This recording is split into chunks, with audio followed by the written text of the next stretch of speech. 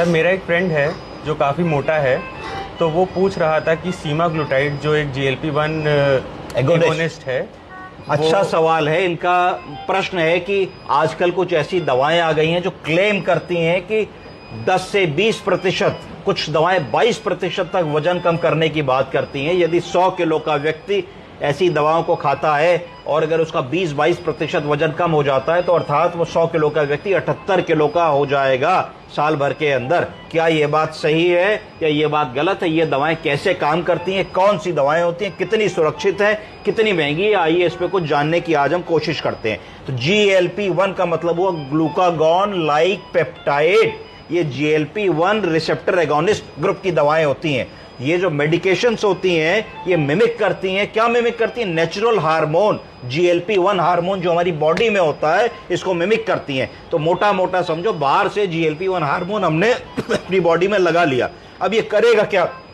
तो GLP-1 help करता है वेट लॉस में। कैसे? ये एपेटाइट को कम कर देता है, भूख को कम कर देता है। अगर आपकी 4 रोटी की डाइट है तो 1 रोटी में आपको लगेगा कि पेट भर गया।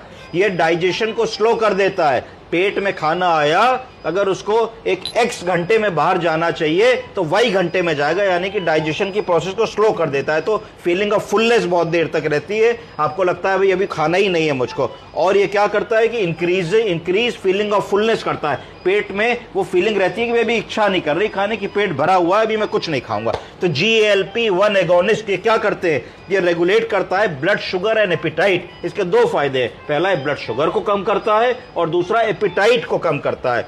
और क्या करता है? ये फीलिंग ऑफ सेटाइटी कि खाना खा लिया, अगर हम बढ़िया खाना दावत में खाते हैं, पानी पी लेते हैं तो सेटाइटी की फीलिंग हो जाती है, पेट भर गया जी, अब कुछ नहीं खा पाएंगे। आपको अच्छे से अच्छा पकवान उस समय आदमी ला के रख दे तो आप खाओगे? नहीं खाएंगे। क्यों? क्योंकि फीलिंग ऑफ सेटाइटी आ गई। सब ब्रेन गेम है ना। पेट में भले ही जगह हो पर फीलिंग ऑफ सेटाइटी, ब्रेन कह रहा आप नहीं खा सकते जी, हम नहीं खाएंगे। तो तीसरी चीज क्या है कि GLP-1 पेट की स्लो एम्प्टिंग को स्लो डाउन कर देता है, यानी कि पेट से आंत में खाना जाने की प्रक्रिया को हमने स्लो कर दिया, लूज मोशन में कर दिया, पॉज एक्टिविटी में कर दिया, जिससे कि हम कम खाते हैं, धीरे धीरे खाते हैं, पेट भरा महसूस होता है। GLP-1 जो होता है ये शुगर पेशेंट्स में इंसुलिन को स्टिमुलेट करने का काम करता है और इंसुलिन को रिलीज करता है, जिससे कि ब्लड शुगर का लेवल कंट्रोल होता है। GLP-1 दवा जो डॉक्टर साहब ने हमसे पूछी, मेडिसिन जो है ये वेट लॉस क्यों कॉज करती है, कौन सी दवा है? तो जिस दवा की ये बात कर रहे हैं उसका नाम है सीमाग्लूटाइड। बोलिए सीमाग्लूटाइड दवा का नाम है। इस सीमा जी का वजन कम होता है, सीमाग्लूटाइड ऐसे याद रखिए।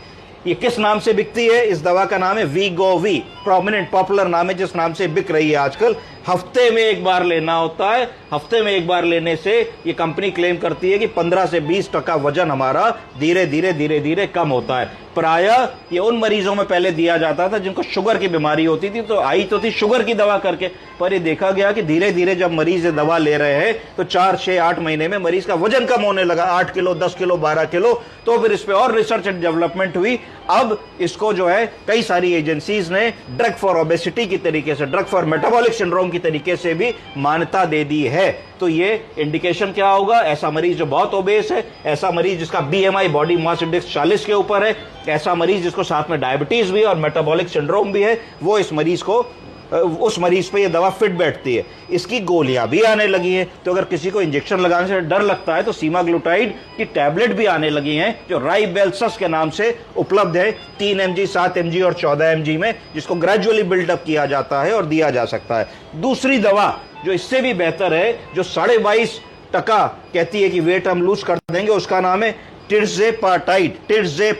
ये दवा है, ये आती है मोन्जेरो के नाम से। मोन्जेरो ये क्यों डिफरेंट है? ये मिमिक करती है 2 हार्मोन्स को। कौन कौन से? GLP-1 जिसके बारे में हमने बताया और GIP, ये अप टू 22.5% वेट लॉस करती है। अब बात आती है कि GLP-1 आप बता रहे हो, ये GLP-1 होता क्या है, ये GLP-1 काम कैसे करता है? तो GLP-1 ऐसे काम करता है कि जब हम खाना खाते हैं तो बॉडी में GLP-1 सीक्रेट होता है, और GLP-1 जब सीक्रेट होता है तो ये पैंक्रियास को सूचना देता है कि भाई पेट भर गया, खाना खा लिया, तुम इंसुलिन बनाना शुरू करो। इंसुलिन हमारी शुगर के लेवल को लो कर देती है और हाइपरग्लाइसीमिया से हमको बचाती है। GLP-1 क्या करता है? GLP-1 ग्लूकागॉन के रिलीज को कम करता है, और ग्लूकागॉन एक हार्मोन होता है जो शुगर को बढ़ाता है। तो कैसे कम हुआ कि GLP-1 ने ग्लूकागॉन को का रिलीज कम किया, और ग्लूकागॉन का अगर रिलीज कम होगा तो वो आपकी शुगर को नहीं बढ़ाएगा। तो GLP-1 क्या करता है कि ये डिले करता है। क्या चीज डिले करता है? ये खाने को पेट में देर तक रखता है। खाना जब पेट में देर तक रहेगा तो गैस्ट्रिक एम्प्टीइंग को डिले कर देगा, जिसकी वजह से भूख नहीं लगती है, और मेक्स यू फील फुल। आपको ऐसा लगेगा कि आपके पेट में खाना अभी है, और ये एपिटाइट रिड्यूस करता है। क्यों?